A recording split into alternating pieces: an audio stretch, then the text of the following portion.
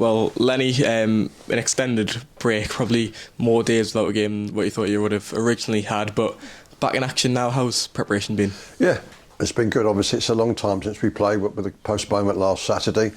That's got benefits and it's also got disadvantages. Wealdstone played on Wednesday, so it's a different preparation for the two teams, but I'm happy with how things have gone with us in terms of preparation. How did you see that game on Wednesday, with Wealdstone and Sutton? Yeah, I mean, I think Joe Monks, our sporting director, was there watching them. It looks as if it was a fair result on the night. They've got some talented players, Wealdstone, and the golden rule is do not underestimate them because of their league position. They're quite capable of winning games. If we're at our best, I'd fancy us to win, but if we're not, if we're below par, problem. And we mentioned the break. How are players sharpness-wise? How's training been? Quite a while since a game. Does that affect the squad in any way?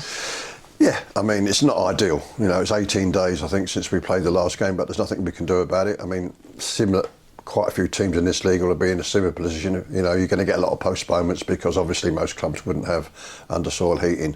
But there's no excuses in the end. You've got to get ready as best you can, and that's it. The training's been fine.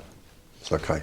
And how did last week come about from your perspective? Obviously, ended up training in Hartlepool, and the game obviously getting cancelled on Friday a day early, which was to the benefit of everyone. Yeah, we got the use of a 4G facility because this one was frozen in Hartlepool. And the good thing about last Saturday was that we found out the postponement before the training started, so we were able to do an extended session, which obviously we wouldn't have done if we were travelling.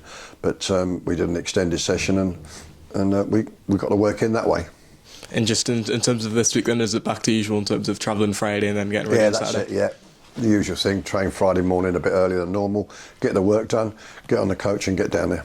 Yeah, and squad-wise, how's everyone looking? Obviously, Adam Campbell, Joel Dixon, I guess, are notable absentees. Yeah, they're on the way. I mean, he's making very good progress, Adam Campbell. He's not ready for tomorrow, but he's joining in the warm-up, and with a bit of luck today, and with a bit of luck, he'll join in training middle of next week. And it's not beyond the bounds of possibility he could be involved in the squad against Woking. Hope so.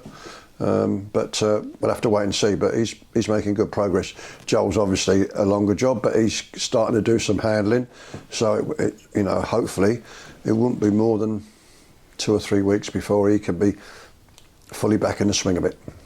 How's the atmosphere around the place going into Saturday? Obviously, we pulled a decent run together before the break. How's the squad looking? How's yeah, it's all right. I mean, for two things. I mean, there's confidence, obviously, because Oldham was a great victory for us. But it's a long time ago now, you understand? And everybody knows we had an incident in training this week. Not a good look, I understand that, and the Hartlepool fan, the supporter, would want to know what's all that about, what you're doing about that. And the answer is that it's been dealt with internally.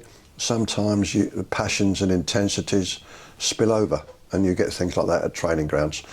But in the modern world, obviously, it's been viewed by a million people. So it's to assure the Hartlepool fans that it's not something that's ideal. It happens.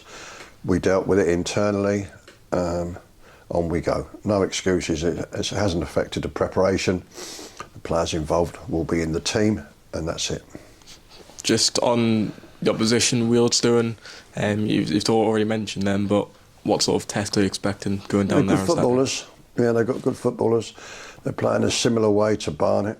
They're playing a similar way to Gateshead. They're good. They've got some talented players. And I'll show my age now and say that their manager, Matty Taylor, who's a good lad, I gave him his debut as a player as a 17-year-old about 100 years ago.